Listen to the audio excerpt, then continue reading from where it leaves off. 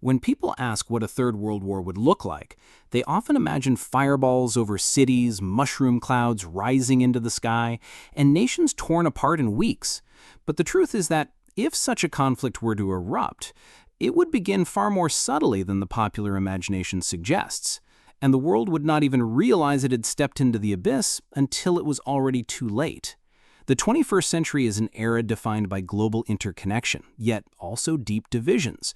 The United States still maintains the largest military and global influence, but rivals like China and Russia are pushing back against its dominance, while smaller regional powers like Iran, North Korea, and even certain European states play pivotal roles in fragile alliances. This unstable balance means that the trigger for World War III might not even begin with a direct clash of superpowers. Instead, it would more likely start with a smaller spark, a flashpoint that drags larger players into the fray. Imagine a naval confrontation in the South China Sea, a region already boiling with disputes over artificial islands and shipping lanes. A single skirmish between Chinese and American vessels could escalate within days, drawing in allies like Japan, Australia, and the Philippines. Now consider a cyber attack crippling power grids in Europe or the United States. No one would know immediately who carried it out, but retaliation would be swift, and blame would fly across borders. And in a world where nuclear-armed states accuse one another of hostile acts, the risk of escalation skyrockets. Unlike previous world wars, this one would not be fought only with tanks, planes, and ships. Instead, it would open on multiple invisible fronts at once. Hackers would take down satellites, paralyzing GPS navigation, financial transactions, and even the internet itself. Meanwhile, artificial intelligence would be weaponized, directing drone swarms or controlling disinformation campaigns to destabilize societies from within. And as fear spread through populations, leaders would feel pressure to retaliate, visibly proving to their people that they were not weak. Another unique element of a modern world war would be economics. Every nation today is tied together through global trade and supply chains. If major ports were blockaded, or if energy pipelines were cut, entire economies could collapse without a single missile being fired. Already, food prices and oil supplies are fragile enough that even a regional conflict can send shockwaves around the globe. Imagine those same pressures magnified tenfold, and you begin to see how quickly ordinary life could unravel. Yet, even at this stage, many leaders would hope to avoid total war. They would maneuver through proxy battles, much like the Cold War, where the great powers tested each other in smaller arenas. Africa, the Middle East, and Eastern Europe would likely see the earliest clashes, with rival factions funded and armed by different blocs, each side trying to bleed the other without risking direct confrontation. However, history has taught us that proxy wars have a way of spinning out of control, and when nuclear powers back opposing sides, the danger of accidents or miscalculations is immense. As tensions rise and alliances tighten, the world would split into camps. On one side, the United States, NATO, and Pacific allies. On the other, China, Russia, and perhaps smaller states aligning with them, not out of loyalty but out of necessity. Neutral countries like India would try to remain apart, but the pressure of geography and economics would pull them to one side or the other. And once the world divides this way, peace becomes increasingly fragile because every minor border clash or cyber strike carries the potential to set the entire globe on fire. The spark of World War III would therefore not look like the opening scene of a Hollywood movie. It would look like confusion, accusations, and uncertainty. It would begin with cyber attacks and economic warfare before erupting into conventional battles. It would be gradual yet explosive, subtle yet devastating. And by the time humanity recognized it was in the middle of a new world war, the first moves would already have sealed the fate of millions. Once the spark ignites, the first stage of a third world war would unfold in regions already on edge. Conflict would not erupt everywhere at once. Instead, it would surge in pressure points where rival powers already face one another, and where proxy struggles can quickly turn into direct confrontations. The Pacific Ocean would likely be the earliest arena. The South China Sea has been compared to the Balkans of the early 20th century, a place filled with competing claims, nationalist pride, and strategic choke points. The United States and China both see this region as vital to their security. China wants total control over its surrounding seas, while the United States sees freedom of navigation and alliances with Pacific nations as non-negotiable. If war begins here, it would not look like the great naval battles of the Second World War.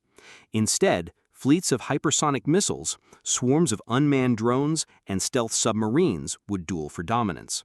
Within days, shipping lanes would shut down, and the flow of goods through the Pacific would halt, crippling global trade.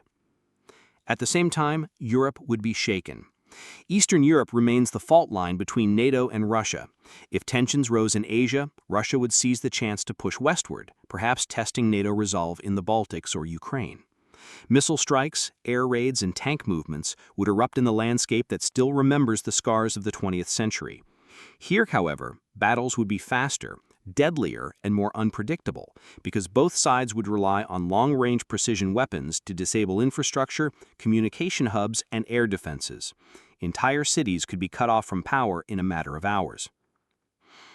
Meanwhile, the Middle East would once again become a battlefield. Regional powers like Iran, Israel, Turkey, and Saudi Arabia would pursue their own agendas with the great powers backing them in different ways. Oil production would become one of the first casualties. Tankers crossing the Persian Gulf could be targeted, sparking a global energy crisis unlike anything the modern world has ever faced. Economies in Europe and Asia would grind to a halt, and ordinary citizens, thousands of miles from the battlefield, would suddenly find fuel and food unaffordable. Beyond these conventional arenas, a parallel shadow war would rage in cyberspace and space itself. Satellites would be destroyed or hacked, leaving militaries blind and unable to coordinate as communication systems collapsed. Societies would feel the impact. Ordinary people unable to access banking services, unable to use GPS, even unable to trust the news they read because disinformation campaigns would blanket social media, sowing fear and division in every nation. The battle for hearts and minds would prove just as important as the battles fought with bombs and missiles.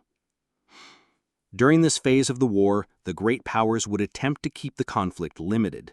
None of them would want to risk nuclear escalation, yet the longer the fighting dragged on, the more desperate each side would become.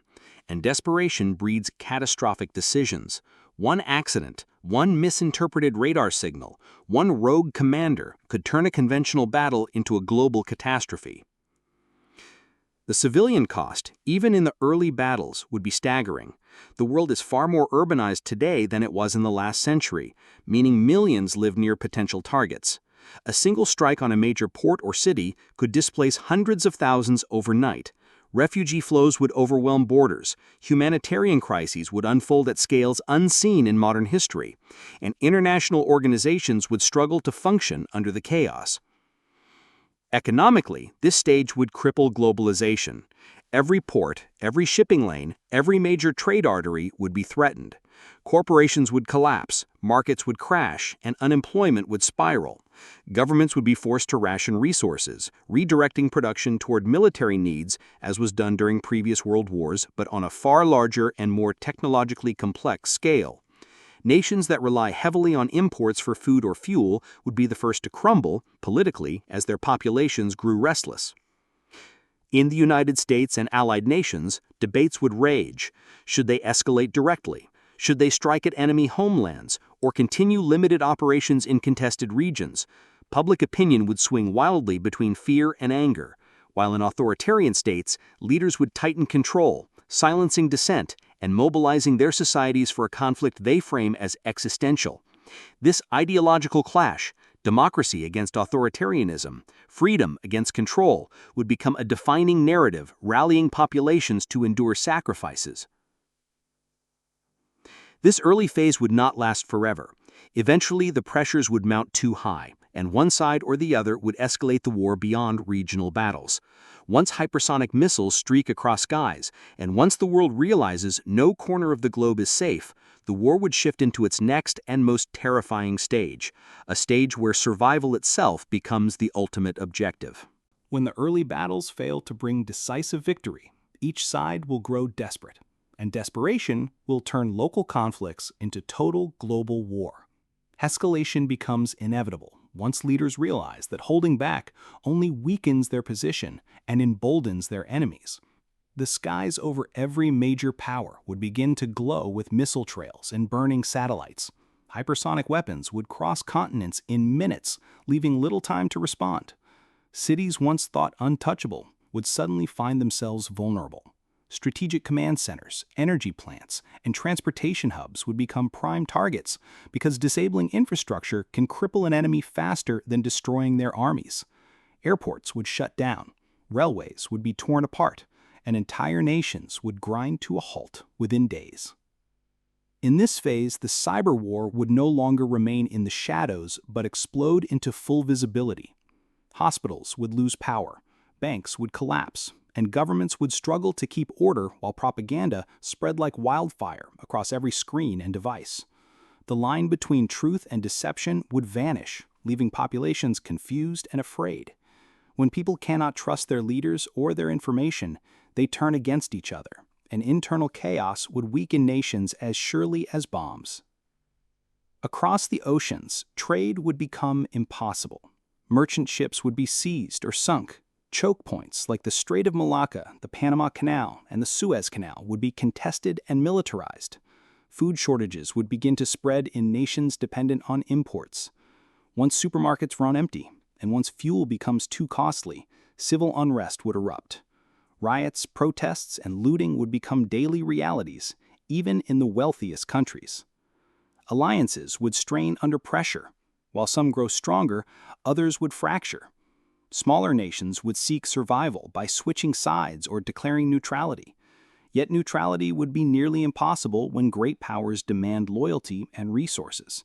Countries like India, Brazil, and South Africa would find themselves pressured into choices that could reshape their futures forever. In such a climate, betrayal and mistrust would become common, with alliances shifting unpredictably. Meanwhile, the battlefields themselves would grow larger and deadlier. Africa would see rival factions armed by opposing sides, while Latin America might become a new theater as strategic bases and resources draw attention. Every continent would feel the pull of war, and no nation would remain untouched. The very idea of safe zones would collapse as drone strikes, cyber sabotage, and long-range missiles extend the reach of destruction. For civilians, life would transform into survival. Entire populations would be displaced by strikes, famine, and collapsing infrastructure. Refugee crises would overwhelm neighboring countries until borders themselves break down. Humanitarian aid would struggle to reach those in need as international organizations fail under the weight of global conflict. In many places, law and order would vanish, replaced by martial rule or local warlords wielding power by force rather than governance. Militarily, both sides would race to dominate not just the land, sea, and air, but also space. Whoever controls orbital assets controls communication, navigation, and surveillance. The destruction of satellites would blind armies, but also cripple civilian life. And with thousands of satellites in orbit, debris would spiral out of control, turning space into a hazardous field of shrapnel, making future launches nearly impossible. This cascade could set humanity back decades in exploration and technology. Psychologically, this stage would weigh heavily on societies. Generations that have grown used to stability would suddenly be thrust into chaos. Children would grow up knowing only war. Young adults would be drafted into endless fronts, and older generations would watch their past achievements crumble into ruin. The collective trauma would echo across cultures, altering values, priorities, and even faith in human progress. Some would cling to nationalism, others to religion, others still to despair. At this point, nuclear weapons would loom ever larger in the minds of leaders. Not yet unleashed, but always hovering like a shadow. Their existence would shape every decision, every strategy. The fear of global annihilation might deter their use for a time, but as infrastructure collapses, as cities burn, as leaders lose control over their militaries, the chance of miscalculation or deliberate nuclear strikes would rise steadily. The escalation phase marks the point where humanity would begin to question its survival itself. The question is no longer who wins or loses, but whether civilization can endure such a storm, whether governments can hold societies together, or whether we collapse into a new dark age. Once war spreads across every domain, and once no place remains untouched, the stage is set for the final and most terrifying possibility: the unleashing of weapons that could erase humanity. As the world descends into total war, the final barrier that has held for nearly 80 years would begin to crack. Nuclear weapons, the ultimate instruments of destruction, would move from deterrence into actual use, and once the first warhead is launched, the world would cross a threshold from which there is no return. The first nuclear strike would likely be tactical, not strategic, perhaps used to halt an advancing army or to destroy a fleet in the ocean. It would be small by nuclear standards, yet devastating beyond comprehension. The purpose would be to shock the enemy into backing down, but history shows that escalation rarely reverses itself. Instead, retaliation would follow quickly, each side convinced that restraint means weakness and weakness means defeat. Within hours or days, nuclear exchanges could spread across continents. Cities would vanish in flashes of light, millions would die instantly, and millions more would suffer from burns, radiation, and collapsing infrastructure. The global atmosphere would darken as fires consume entire regions, sending soot into the sky. This nuclear winter effect could block sunlight, disrupt agriculture, and plunge temperatures worldwide. Crops would fail, famine would spread, and even countries untouched by bombs would find themselves starving. Governments would struggle to maintain authority in the aftermath. In democratic nations, people would demand answers and accountability, but in the midst of destruction, elections and constitutions would lose meaning. Authoritarian regimes would tighten their grip, using fear and force to maintain control. Yet even they would face rebellion as starving, desperate populations turn against their leaders. The old structures of power would crumble, replaced by survival groups, militias, and warlords who rule through violence. The environment itself would suffer catastrophic damage. Radiation zones would render vast areas uninhabitable. Oceans would be poisoned by fallout, and entire species would vanish. Ecosystems that took millennia to develop would collapse in a matter of months. Humanity would not only destroy itself, but also drag much of the natural world into ruin, leaving behind a scarred and lifeless planet. Yet amid this nightmare, survivors would still struggle to endure. Underground bunkers, remote islands, and hidden valleys would become refuges where remnants of humanity cling to life, scavenging old technology, rationing dwindling supplies, and hoping for a future beyond the ashes. Trade would vanish, communication networks would fail, and cultures would fragment into isolated pockets. Some would preserve knowledge and attempt to rebuild, while others would regress into tribal warfare and superstition. The modern age of science and progress would end in silence. For those who endure, the psychological burden would be immense. Generations would grow up under the shadow of catastrophe, their myths and stories shaped by the memory of fire from the sky. Religion might resurge with apocalyptic interpretations or fade entirely in despair. Art and philosophy would turn from dreams of progress to reflections on survival and loss. The human spirit would be tested in ways unseen since the dawn of civilization. But history also shows resilience. Humanity has faced collapse before. Plagues, wars, famines, yet each time survivors have found ways to rebuild. The question is not whether humanity could survive a Third World War, but what kind of humanity would emerge from it. Would we rise from the ashes wiser, more cautious, more united, or would we repeat the same cycles of division and destruction, dragging ourselves back into endless conflict? In the end, the legacy of World War III would not be measured in territory or ideology, but in survival itself. If even a fraction of the population remains, scattered across the globe, struggling to rebuild, then perhaps, centuries later, they would look back at the ruins of our cities and wonder how a species capable of reaching the stars could also destroy its own world with such finality. The nuclear nightmare and its aftermath serve as the ultimate warning. War has always defined human history, but the Third World War would not merely reshape nations, it could erase civilization entirely and leave only fragments behind. The choice remains in our hands, whether to learn from the past and avoid this path, or to march blindly toward the abyss and test whether humanity can survive the fire it has built for itself.